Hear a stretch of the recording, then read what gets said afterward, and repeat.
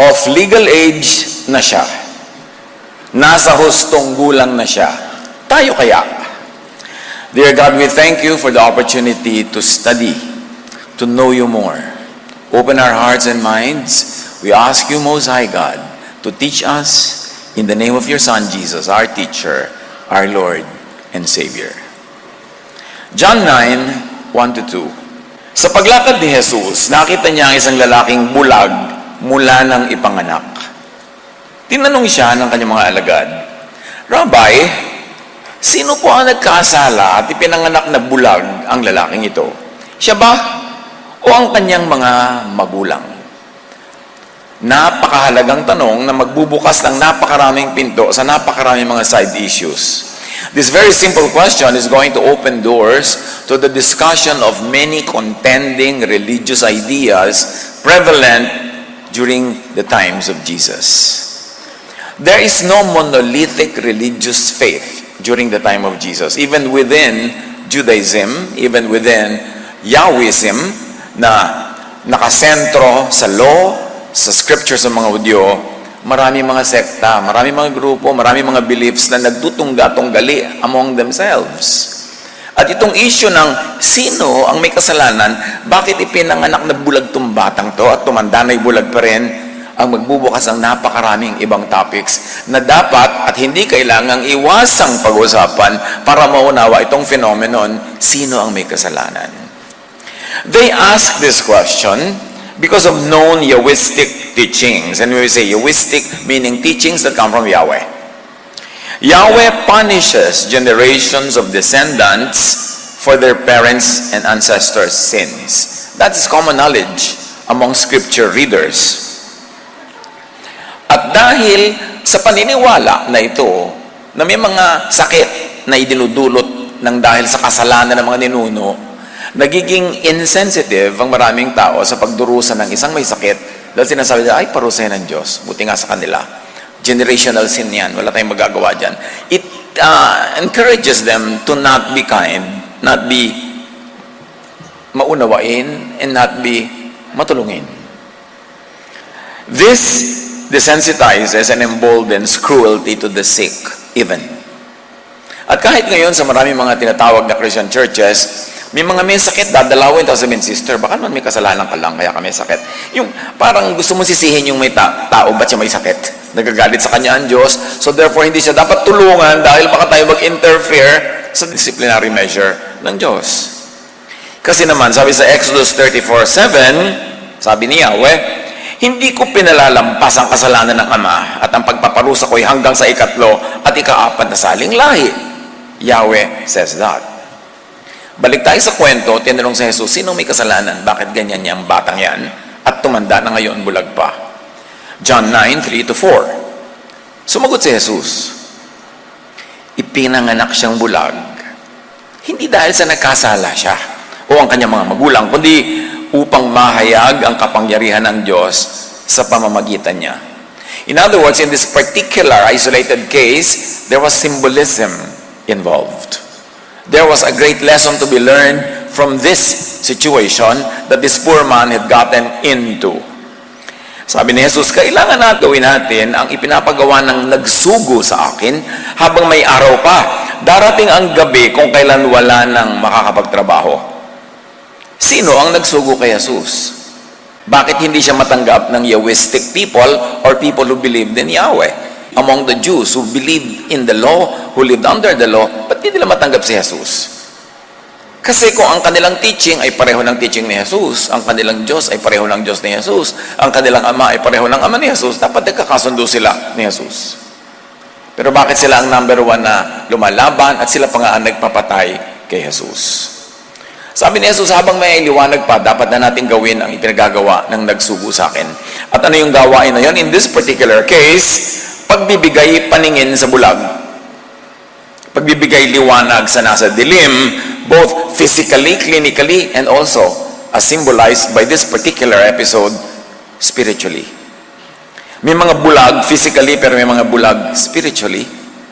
Hindi nila makita ang liwanag ng katwiran dahil binubulag sila ng kanilang religious beliefs.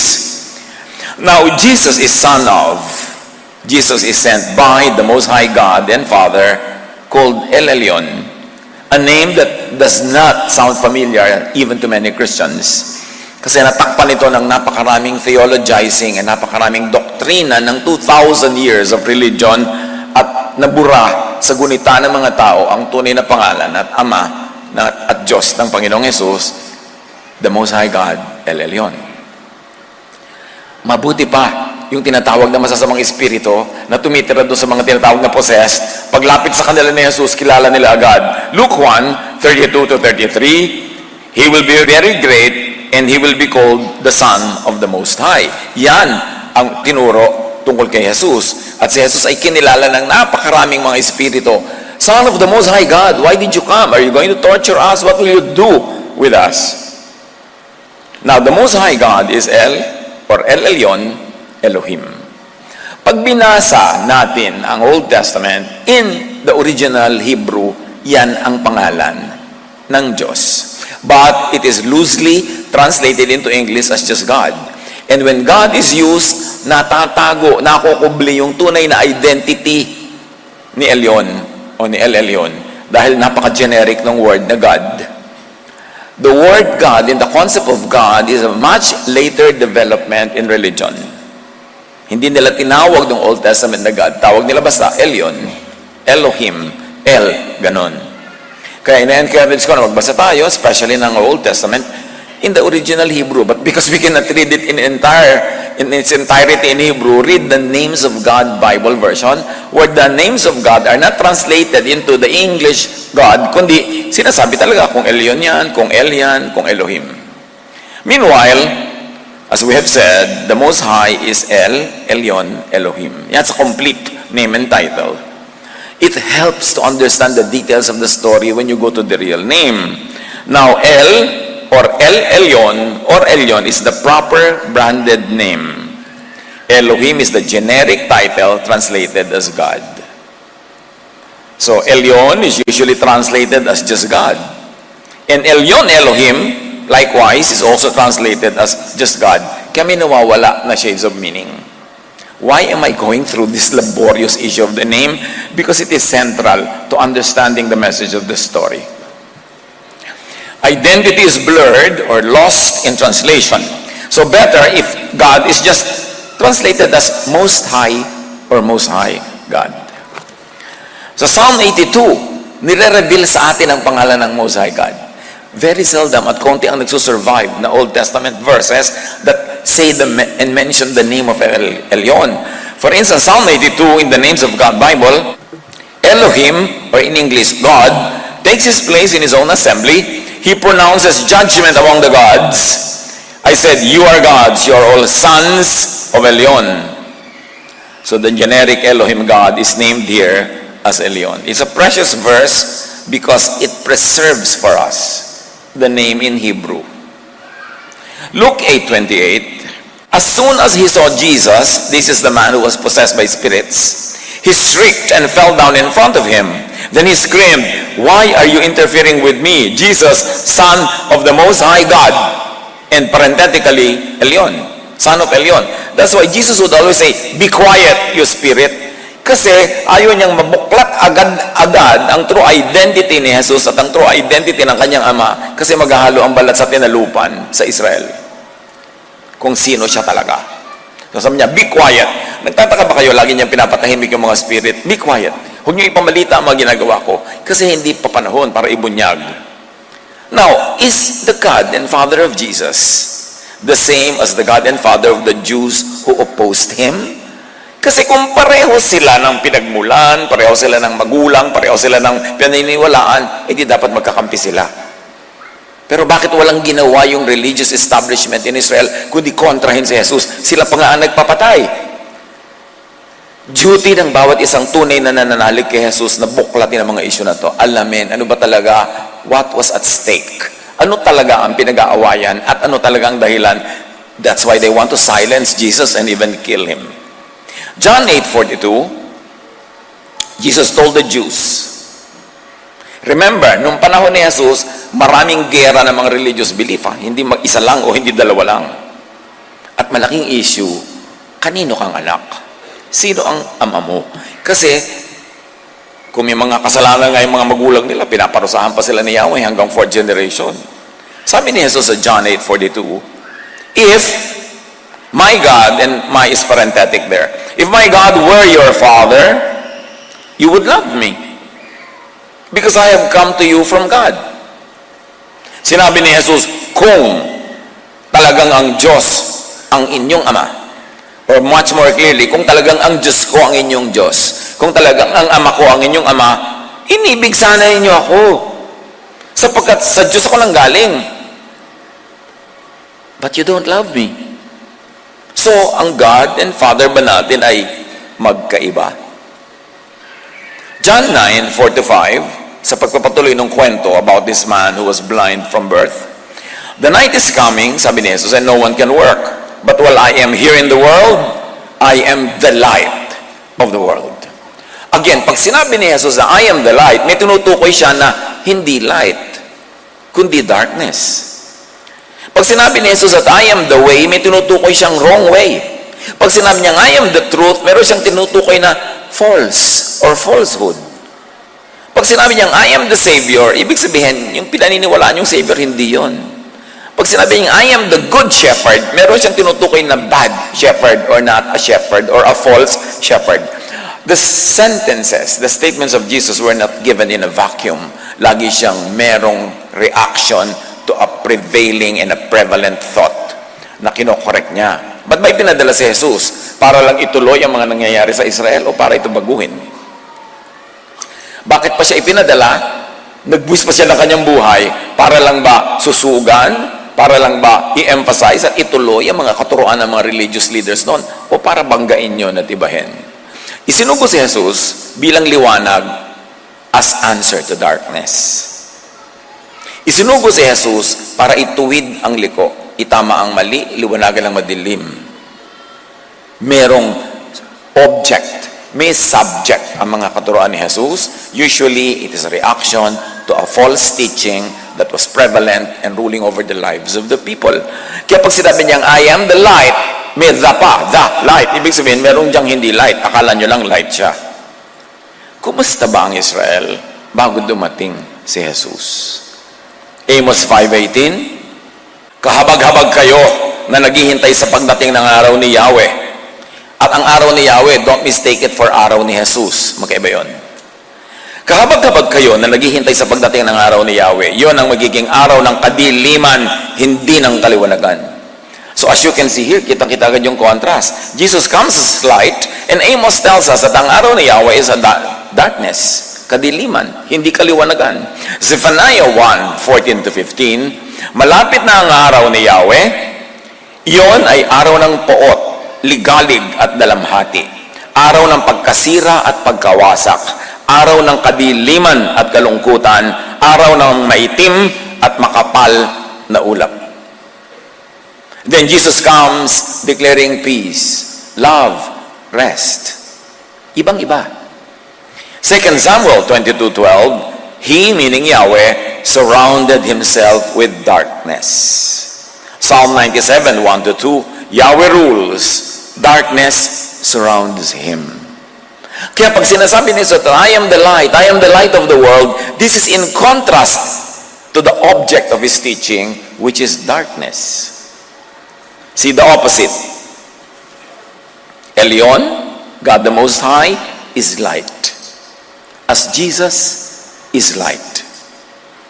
Matthew 4:16, ang mga taong nasa kadiliman, and parenthetically, this is mine, sino ang nasa kadiliman nino? Dapat itanong mo yan. Kasi sabi ni Jesus, ang mga taong nasa kadiliman ay nakakakita ng maningning na ilaw. Nakakita sila sa wakas. At ito ay si Jesus, ilaw ni Jesus. Sa mga nakatira sa lilim ng kamatayan, lilim nino, ay sumikat ang liwanag ni Jesus na sugo ni Elyon. The contrast is very clear. John 1:4-5, meaning Jesus here, the Word gave life to everything that was created, and His life brought light to everyone. The light shines in the darkness, and the darkness can never extinguish it. Who is darkness? Who is in the darkness. Kasi sabi, dumating si Jesus upang papagliwanagin ang kadiliman at ang mga nasa kadiliman ay mahahango sa dilim at hindi magagapi ng kadiliman ang liwanag ni Jesus. There is contention here. There is conflict. And we have to resolve it inside our minds para malaman natin kung saan tayo tatayo. John 8:12, Jesus spoke to the people once more and said, I am, not anyone else, not somebody else, I am the light of the world. If you follow me, not someone else, not darkness, you won't have to walk in darkness. Under whose darkness and dark shadow do they walk in? Because you will have the light that leads to life. If to life, then they are not in life. Simpleng-simpleng statement ito pero pag hinimay-himay mo, maraming ibinubunyag. Sinasabi ni Jesus, ako ang liwanag para hanguin ang mga nasa dilim. Dapat itinatanong ng mga Israelites who were very religious at the time, you mean nasa dilim kami? Oo nga, kaya nga ako dumating You mean? Yes. Kaya ako sinasabi sa inyo, I am the light of the world.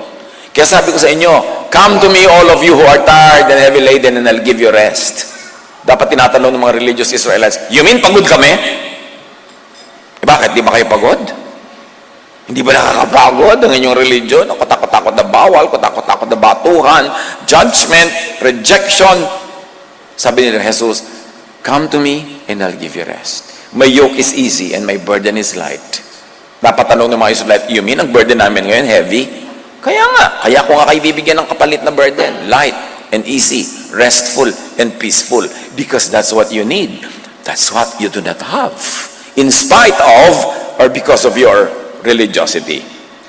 2 Corinthians 4:6. Sapagkat ang Diyos na nag-uutos sa magkaroon ng liwanag sa gitna ng kadiliman, ay siya ring nagbigay liwanag sa aming isip upang makilala namin ang kaluwalhatian ng Diyos na nakahayag sa mukha ni Kristo. Kaninong mukha nakahayag ang liwanag ng Diyos? Kay Kristo. So bago dumating si Kristo, ano ang napapala nila? Di ba dilim? Kaya nga dumating para magpaliwanag. So nasa kadiliman ba mga Israelites? Alam natin yung sagot. Kaya dumating si Jesus as light. Ephesians 5:14, at nalalantad ang lahat dahil sa liwanag. Gumising ka, ikaw na natutulog. Bumangon ka mula sa libingan. So dead sila. At liliwanagan ka ni Kristo. This is a statement on the spirituality, religiosity, and the life of the people under the law. Under Yahwism, under Pharisiness. 1 John 1:5, ang Diyos ay liwanag at walang anumang kadiliman sa Kanya. Remember, ang Diyos, ang tunay na Diyos ay liwanag, walang anumang kadiliman sa Kanya. Paano kung may kadiliman? Paano kung madilim? Di hindi Diyos. Hindi tunay na Diyos. Kasi ang tunay na Diyos ay liwanag at walang kadiliman sa Kanya. Balik sa kwento ng lalaking bulag mula pagkabata.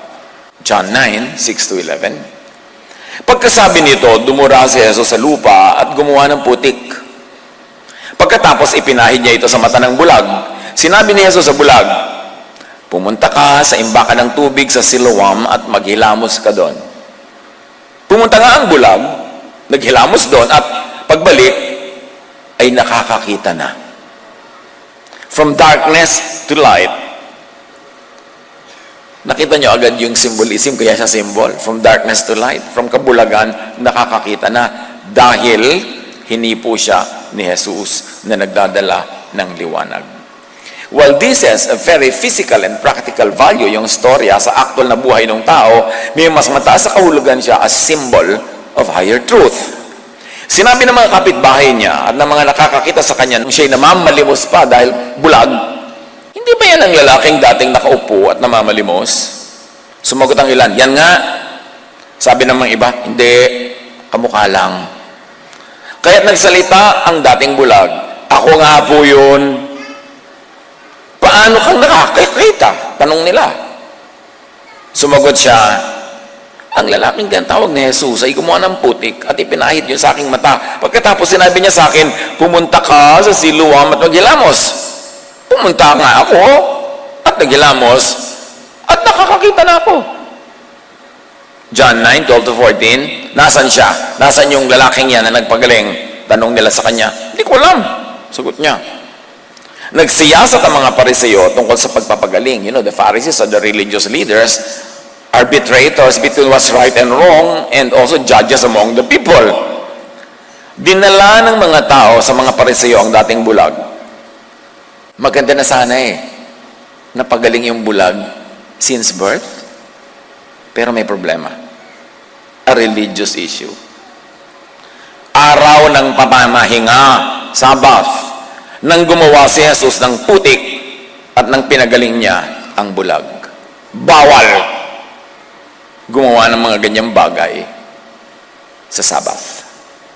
Yan ang sinasabi ng law, yan ang sinasabi ng kailang Yahwistic religion.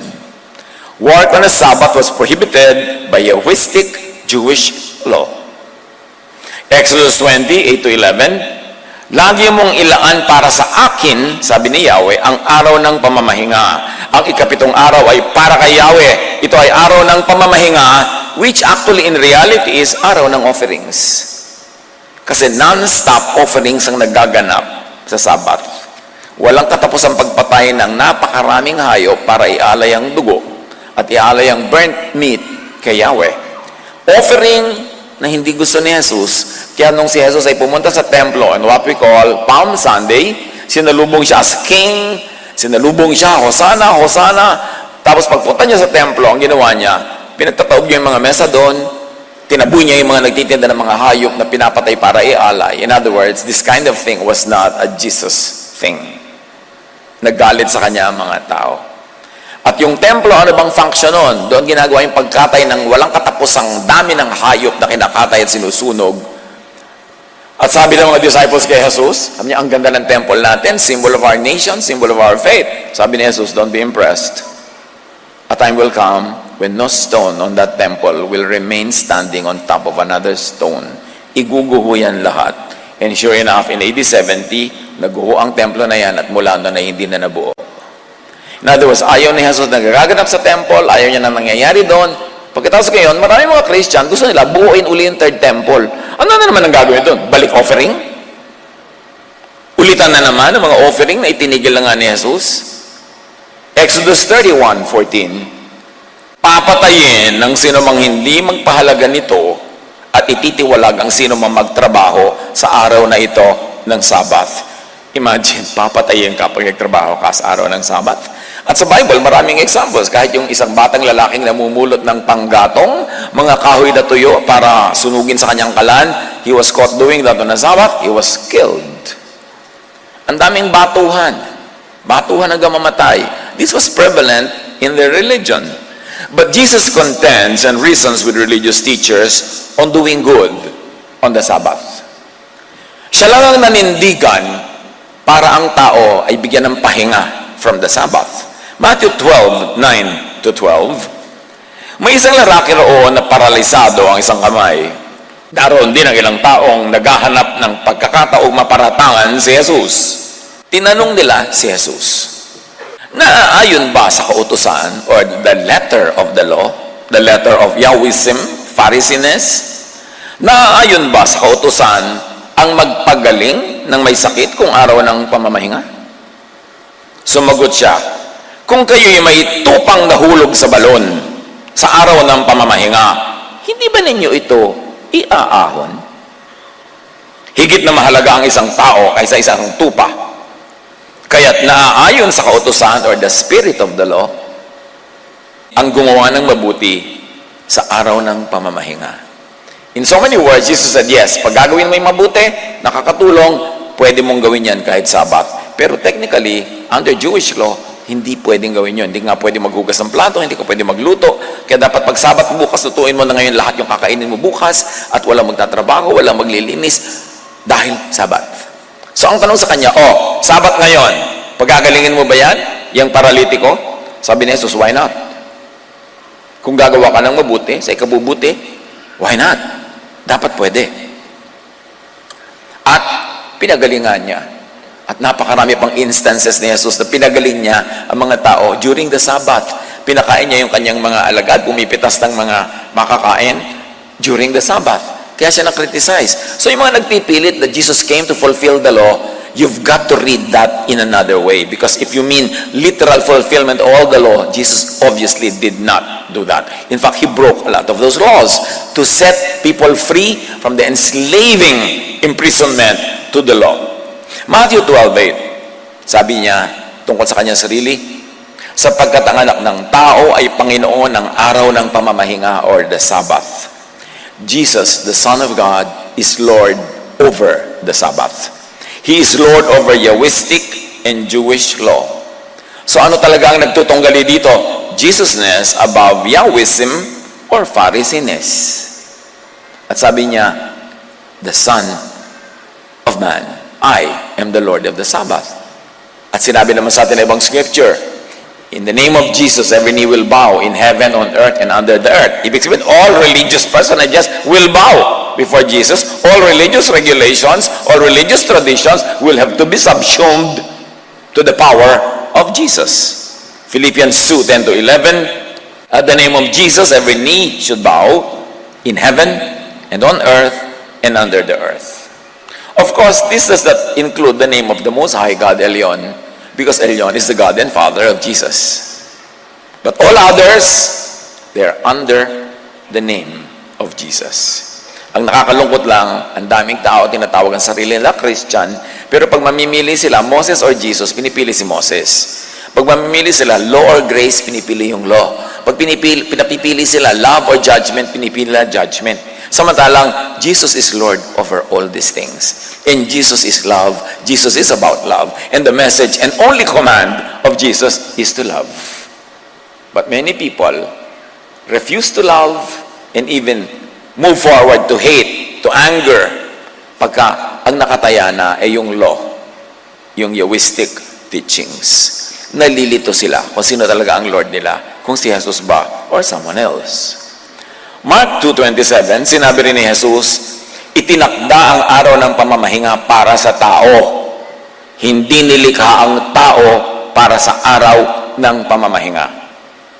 The beneficiary of the Sabbath must be yung tao. Hindi yung Sabbath ang beneficiary sa paghihirap, pagtitiis ng tao. To simplify it even further, Yahwism says, Sabbath is for the worship and offerings to Yahweh. Jesusness says, Sabbath was made and is for the benefit of man. You can imagine that in the climate, in the religious climate of the times of Jesus in Jerusalem, this was a major issue. Malaking bagay, malaking tunggalian. Importante. Pero itong sinabi na ito ni Jesus tungkol sa Sabat at marami pang iba, tungkol sa treatment of women, tungkol sa mga dietary laws, ang dami pa, tectonic shift yan. Dumating si Jesus hindi lang para magpa-cute, hindi para maging icing sa cake ng Jewish law. Dumating si Jesus to destroy it and to set people free from it. And He gave only one command, and that is to love. Na 2,000 taon na ang history ng Christianity, hindi pa yato tayo naiintindihan. Nalilito pa rin.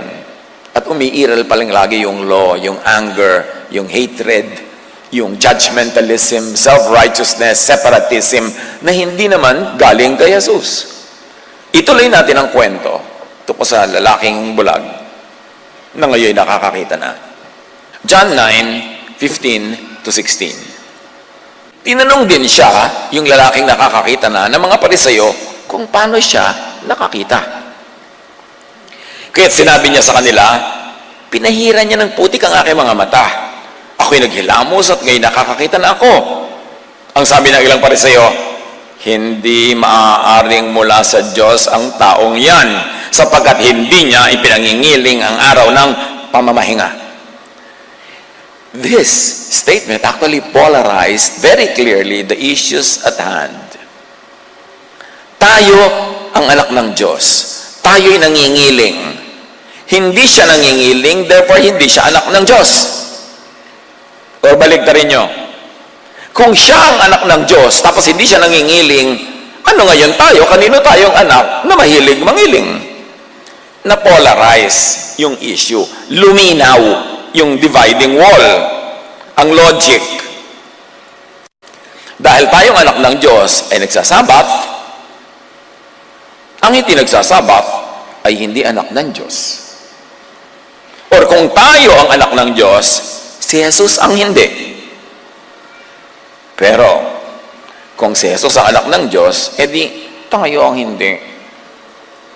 Kasi hindi pwedeng pareho tayong anak ng Diyos tapos naglalabanan tayo dito. Isa sa atin ang anak ng Diyos, isa hindi. In reverse, according to Jesus, godliness is in working and doing good on the Sabbath. Not on the technical, legal obedience to non-work. E di magkaiba, magkabaligtad. Dumali ang pamimili ng audience kung sino ang tunay na anak ng Diyos at kung sino ang tunay na ama na tunay na Diyos. Luke 6:6-11. Sinabi ni Jesus sa mga tagapagturo ng kautusan at mga pariseo, tatanungin ko kayo, alin ba ang naaayon sa kautusan? Ang gumawa ng mabuti o ang gumawa ng masama sa araw ng pamamahinga? Ang magligtas ng buhay o ang pumatay during the Sabbath? May swipe dito. Makiramdam tayo mga kapatid. Sino ba ang pumapatay during the Sabbath? Isang katerba na hayop ang pinapatay nila during the Sabbath. Kasi sabi niya, ano bang mabuti? Gumawa ng mabuti o pumatay during the Sabbath? Kayo, patay kayo ng patay. Kawawa mga biktima nyo. Ang dami-dami mga hayop, ang dami-dami mga nasa-sacrifice. Actually, dahil wala tayo doon sa panahon na yon, we are removed from time and place. Hindi na natin nararamdaman yung nuances ng conversation. Pero kung tagarong ka, alam mo agad ang tinutumbok ni Jesus. Na merong mga pumapatay during the Sabbath. Sabi, ano mas mabuti sa atin? Yung nagpapagaling, ang daming pinapatay. Kayo naman, pag pumapatay ng mga hayop, di ba, work din yan? Nakakapagod din yan. Ang dami yung kinakatay. So, anong reaksyon? Nagngit-ngit sa galit ang mga tagapagturo ng kautusan at mga pariseo. Siyempre, tinamaan sila eh. At pinag-usapan nila kung ano ang masamang maaari nilang gawin kay Jesus. Napaka-bakulay yung mga kwentong ito kung atin lang talaga pagbibigyan ng pansin. At huwag natin siyang basahin from the usual religious lenses na kinalakihan na natin at narinig na natin linggo-linggo, buwan-buwan, taon-taon, dekada-dekada, pero wala namang talab. Kasi nga, may mga lenses eh. Dapat mo puntahan yung deep heart of the matter. By His actions, Jesus shows na iba ang Diyos niya sa Diyos natin, magkaibang ama niya at ama natin. If the Pharisees could be heard talking among themselves, then Jesus drops the bomb.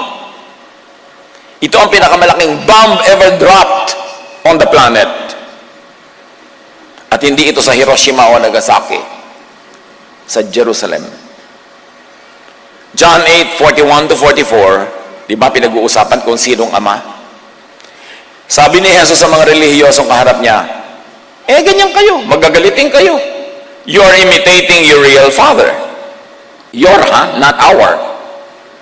Then they replied, we aren't illegitimate children. God Himself is our true Father. Jesus told them, if my God were your Father, you would love me. Because I have come to you from God. He sent me. Kung ang ama nyo ay ama ko rin, kung ang Diyos nyo ay Diyos ko rin, dapat mahal na mahal nyo ako kasi ako ipinadala ng ama. Why can't you understand what I'm saying? It's because you can't even hear me. For you are the children of your father, the devil, and you love to do the evil things he does. Si Jesus ang nagsabi niyan. Ang tunay niyong ama ay ang demonyo. Kaya kayo ganyan. Can you imagine hearing that? Baka nagdududa kayo, buksan niyo yung mga Biblia niyo, i-check niyo kung totoo yan. Kasi nandun. Sa patuloy ng kwento, John 9:16, ngunit sinabi naman ng iba, paano makakagawa ng ganitong mga himala ang isang makasalanan? Tama. Paano nga naman? At hindi sila nagkaisa. Hati-hati ang mga opinion nila. Jesus says anyway that His message and mission would of necessity be divisive. Natural lang na mahahati ang mga tao sa opinyon oras na magturo si Jesus. Kasi ang tinuturo niya ay kabaligtaran ng nangunguna at naghaharing kaisipan nung kanyang panahon. Matthew 10:34-36, sabi ni Jesus, huwag niyong isiping na parito ako upang magdala ng kapayapaan sa lupa. No. Naparito ako upang magdala ng tabak, hindi kapayapaan.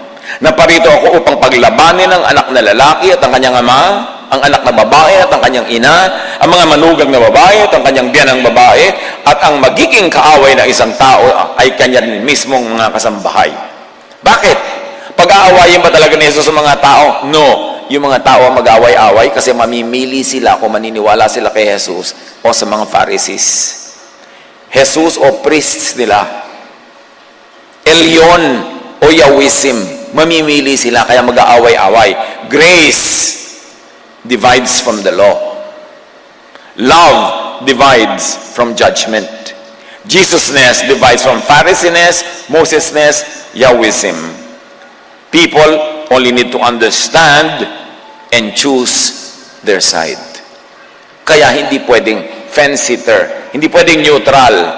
Jesusness or Phariseesness. Kasi magkabaligtad.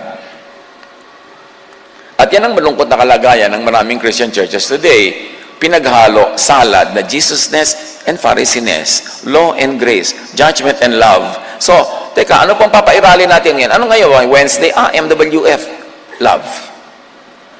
TTHS, law. Paano pa pag Sunday? Bahala na. Ganun na nangyayari. Kaya nalilito ang mga tao kung sila ba magiging mabuti o masama, judgmental o mapagpatawad. Nalilito. Kaya sabi ni Jesus, madi-divide kayo. Hindi ko kayo pagdi-dividen, pero kayo mismo magdi-divide among yourselves. Kasi magpipilian kayo eh. John 9:17-18. Kaya tinanong nilang muli ang dating bulag. Balik na naman tayo sa bulag. Siya nga pala, bulag yung topic natin. Kaya tinanong nila muli ang dating bulag. At ikaw, ano naman ang masasabi mo tungkol sa kanya? Dahil pinagaling niya ang iyong mga mata. Isa siyang propeta. Sagot niya, kailangan pa bang i-memorize yan?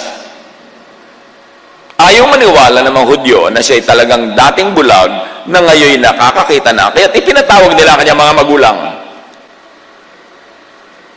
2 Corinthians 3:14-16. Bakit ba ayaw nila maniwala? Ayaw na nga ang ebidensya. Ngunit naging matigas ang kanilang ulo, kaya't hanggang ngayon nananatili ang talukbong ngayon habang binabasa nila ang lumang tipan. Can you imagine this statement? Sabi ko doon, alam niyo kung ba't matigas ang ulo nila? Kung bakit bulag pa sila? Kasi ang binabasa nila ay lumang tipan, hindi ang bago. Nasa law pa sila, wala pa sila sa grace. Nasa Phariseesness sila, wala sila sa Jesusness. Nasa mga law sila, wala sila sa Gospels. Nagpapatigas ng ulo, ang pagbasa, ang pagsunod sa lumang tipan.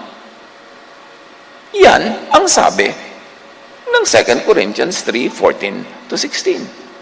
2 Corinthians 3:14-16, maaalis lamang ang talukbong ngayon sa pakikipag-isa nila kay Kristo. Kailan daw maalis yung talukbong na nakakapagpabulag, nakapagpatigas ng ulo? Sa pagbasa ng Gospels. Instead, at pagsunod sa love and grace and Jesusness. May turning point ang bawat isang tao para matanggal yung talukbong. Dapat mag-shift ka to grace. Mag-shift ka to Jesus. Mag-shift ka sa love. Then, parang unti-unting magliliwanag ang lahat at maiintindihan mo ang mensahe ni Jesus. 2 Corinthians 3:14-16, hanggang ngayon, may talukbong pa ang kanilang isip tuwing binabasa nila ang mga aklat ni Moises. Isipin nyo yan. Nakakapagpadilim ng judgment kung nakababad ang utak mo sa law. Nakakapagpadilim, nakakabulag ang pagbasa ng mga alak ni Moses ng law. Yan ang sabi ng 2 Corinthians 3:14-16. Kung ayaw nyo, makipag-away kayo sa 2 Corinthians, huwag sa akin, tagabasa lang ako dito. Pero ang linaw-linaw. At sa pagpapatuloy, 2 Corinthians 3:14-16, Ngunit kapag lumapit ang tao sa Panginoon, naaalisan talukbong. Gusto niyo talaga maunawahan si Jesus? Sa Kanya kayo lumapit, sa Kanya kayo maniwala, i-apply yung Kanyang mga katuruan, at lalong lilinaw ang lahat. A one-half Christian is a one-whole nonsense. If you're one-half in Jesus, one-half in Moses, one-half under the law, and one-half under grace, it will be a very confusing universe. John 9:19-23, sa pagpapatuloy ng kwento, ipinatawag yung mga magulang ng taong dating bulag. Anak nga ba ninyo ito? Talaga bang siya ipinanganak na bulag? Anong nangyari at nakakita na siya ngayon? Tanong nila. Patungo sa Jesusness, actually, yung issue, kasi ang lahat ng sagot doon ay si Jesus. Pero, sumagot ang kanyang mga magulang, ayaw nilang sagutin yung tanong. Alam naming anak namin siya, check.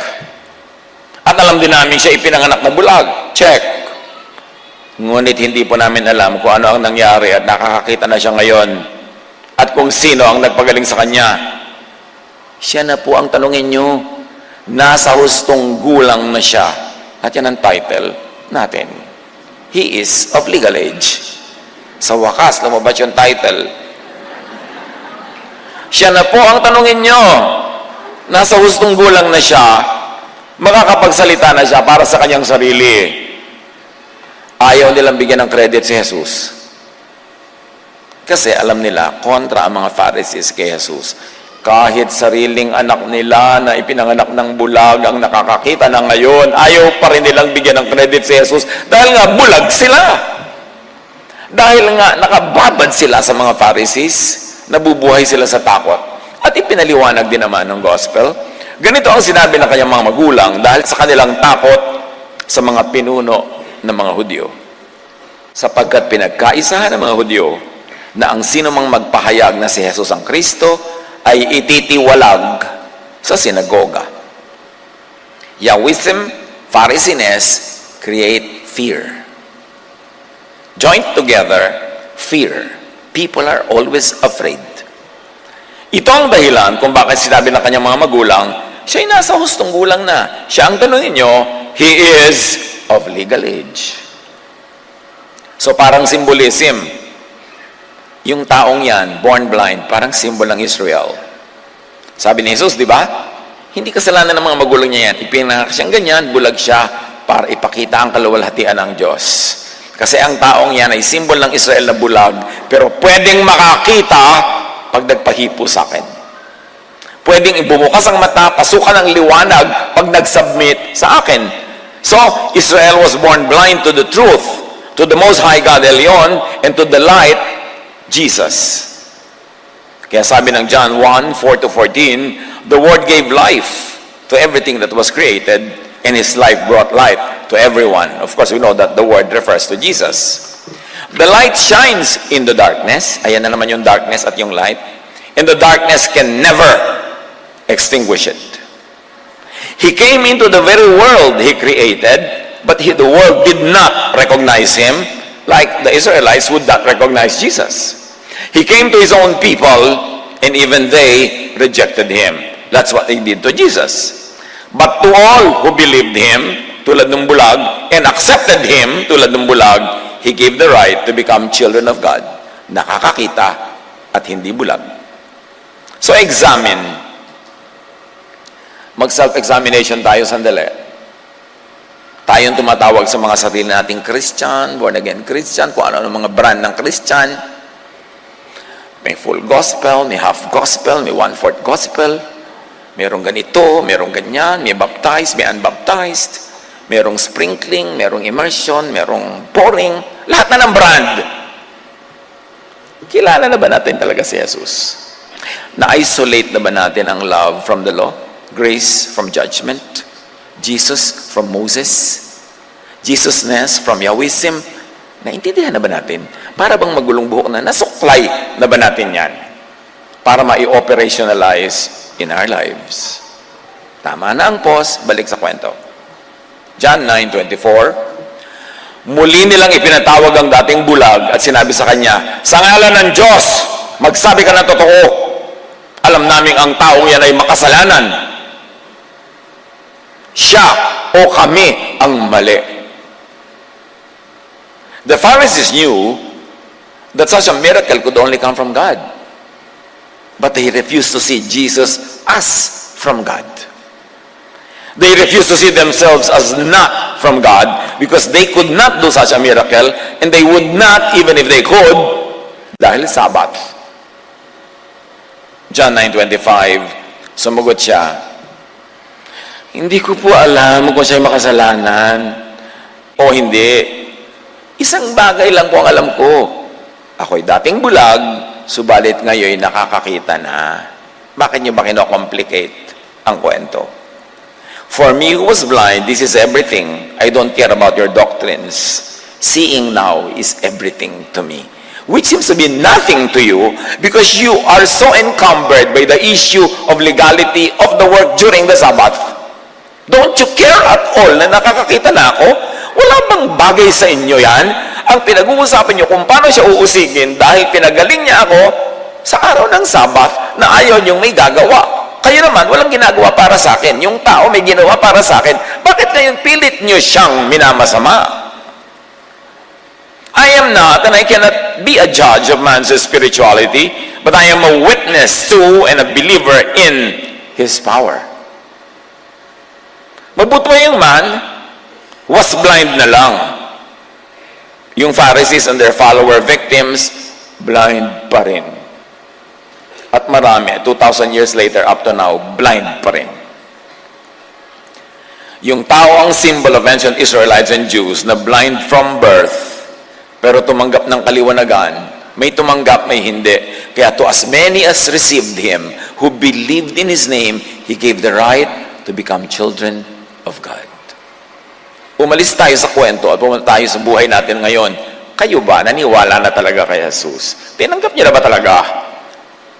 Dahil kung nangyari yon, yung kabulagan mo mawawala, yung kaparalitikuhan mo mawawala, yung tigas ng puso mawawala, yung mga pagod, hirap, takot mawawala, because Jesus came to heal and to give rest. Na, ani na ba natin ang dapat na bunga ng ating relihiyon? O relihiyon ng relihiyon, week after week, month after month, year after year, pero wala naman yung bunga. Sayang. John 9:26-27, ano ang ginawa niya sa inyo? Paano niya pinagaling ang iyong mata? Tanong nila. Sumagot siya, sinabi ko na po sa inyo, di ba? Tayo naman niyo akong paniwalaan. Bakit gusto niyo marinig muli? Nais ba ninyo maging alagad din niya? Nagalit sa kanya siyempre yung mga tao. Not us. Who, me? Then you. Di ba? Matthew 13:13-15, sabi ni Jesus, tumitingin sila, ngunit hindi nakakakita. Nakikinig, ngunit hindi naman nakakarinig, ni nakakaunawa man. Natutupad nga sa kanila ang propesiya ni Isaias na nagsabi, makinig man kayo ng makinig, hindi kayo makakaunawa kailanman. At tumingin man kayo ng tumingin, hindi kayo makakakita kailanman, sapagkat naging mapurol na ang isip ng mga taong ito. Mahirap makarinig ang kanilang mga tainga at ipinikit nila ang kanilang mga mata. Kung hindi gayon, sana'y nakakakita ang kanilang mga mata at nakarinig ang kanilang mga tainga. Nakaunawa na sana ang kanilang mga isip at nagbalik loob sila sa akin at pinagaling ko na sana sila. But as it is, this is not happening because people are blind, people are deaf, people are hard-headed because they insist on the law. They refuse the love of God through Jesus, and they insist on the merits of following the law, which no one could follow anyway. So they are bound to fail. They are bound to be tired. John 9:28-29, then they cursed him and said, ayan na, lumabas na ang Yawisim nila. They cursed him and said, you are his disciple, but we are disciples of Moses. We know God spoke to Moses, but we don't even know where this man comes from. Who curses people and teaches them to curse? But mahilig mag-curse itong mga ito. Malakay 2:2, susumpain ko kayo at ang mga pagpapalang tinanggap nyo.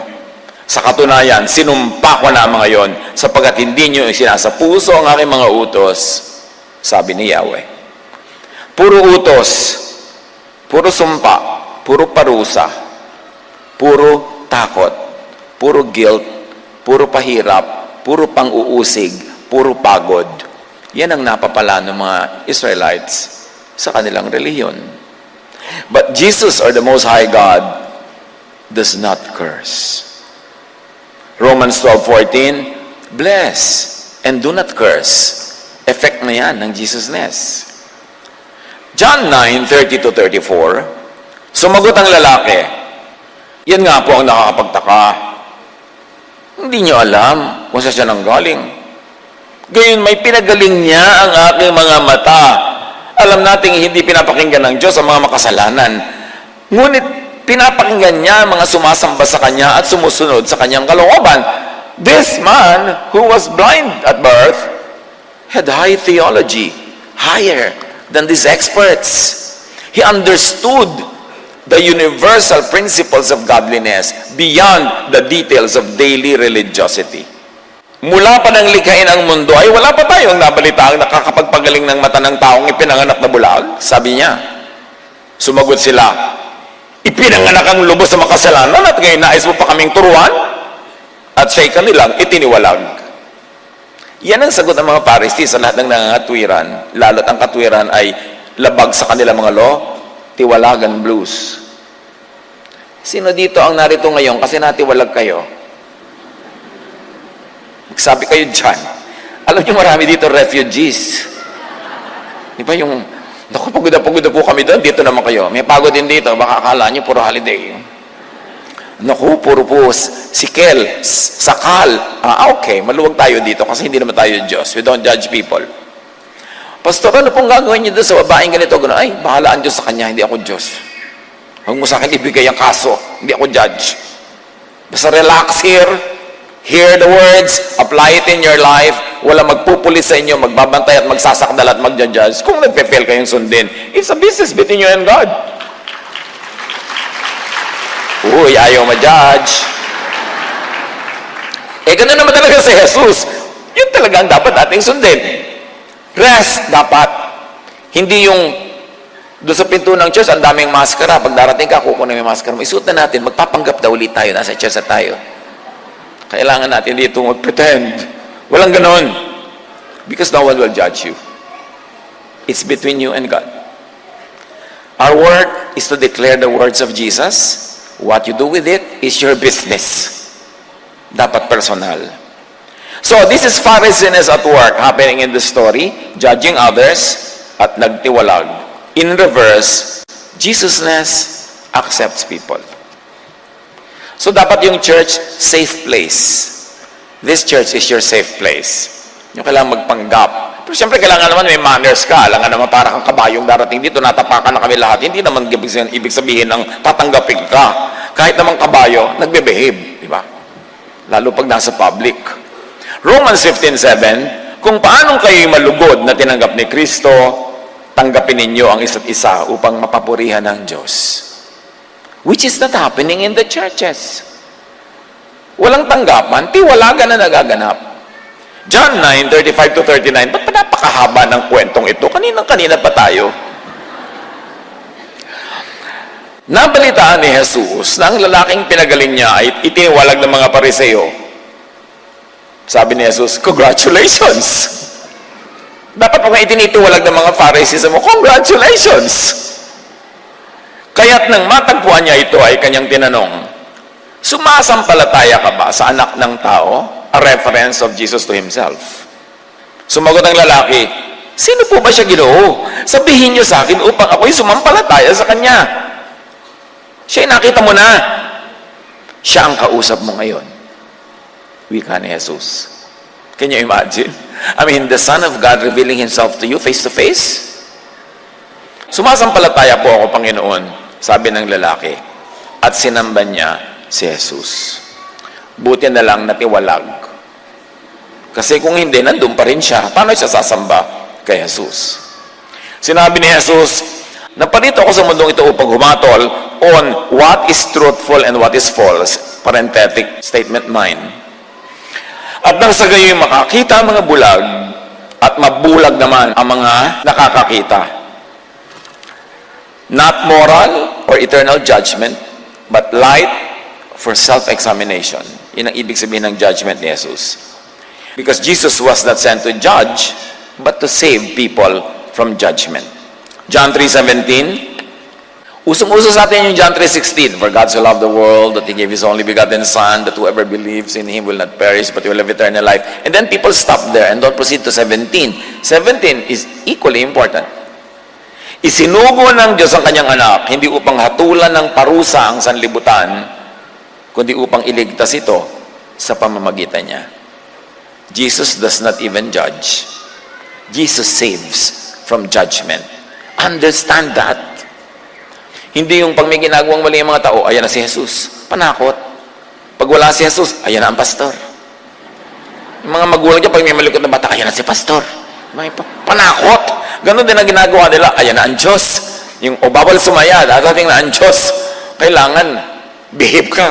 Hindi naman ganon si Jesus eh. John 9:40-41. Narinig ito ng ilang pariseyong naroon at sa kanilang tinanong, ibig mo bang sabihin mga bulag din kami? Sumagot si Jesus, kung kayo ngay bulag, hindi sana kayo hahatulang may sala, kasi bulag kayo. Ngunit dahil sinasabi niyong nakakakita kayo, nananatili kayong may sala, nagiging answerable tuloy kayo because you pretend to know. Buti patanggapin niyo lang, hindi niyo alam, hindi niyo kilala. Tulad ng lalaking ito, sabi niya, sino po ba siya at nang masamba? Inamin niya na hindi niya alam.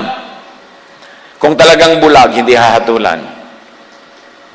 Yung nakakakita raw, pero ayaw pa rin tumanggap ng liwanag, ang hahatulan. Karami nating binasa at nag-excursion kung saan-saang subtopics, but they are all interrelated. Kaya nga ang title natin, of legal age na siya, tayo. Of legal age ba tayo? Dumating na ba tayo sa punto ng buhay natin na pwede tayong magpasya para sa ating sarili? Ito, sabi ng mga magulang, of legal age na siya, bahala siya. Meron ba sa atin ngayon, hanggang ngayon, hindi tayo makapamuhay in our faith dahil kinokontrol tayo ng magulang, ng lola, ng lolo, ng auntie, ng kung sino man, o ng mga Pharisees, ng mga religious leaders. Hindi ka makapagsalita dahil natatakot ka sa Pharisees, hindi mo maituro sa Jesus dahil natatakot ka sa mga makamoses. Are you of legal age? Are you taking control of your life? Are you acting responsibly so that you could open your eyes and ears to the truth? Oras ng makakita, makarinig, at magpatiwalag from Pharisees to Jesusness. Dahil yun ang paraan para lumaya. Don't be blind to the works of Jesus. Don't be deaf to the teachings of Jesus. Dahil ang umaalingaw sa tenga natin ay mga teachings ni Moses, teachings ng kung sino-sino pa. Jesus is God's messenger. And that God is El Elyon. Know that. Understand that. Sa kabila ng mga dekadekadang relihiyon, baka ngayon lang narinig ng iba sa atin yan. Pag-aralan, bumawi.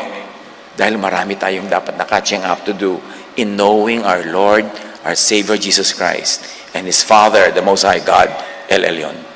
Turuan niyo po kami, Ama, na patuloy na rumunong, magbukas ng isip, maging objective, to accept correction, to accept the light, kahit kuminsan ay nakakasilaw, para makita namin ang iyong liwanag. Pagbulay-bulayan natin ito sa sandaling katahimikan, hanapan agad ng personal application sa ating pang-araw-araw na buhay. Be alone with God for a while.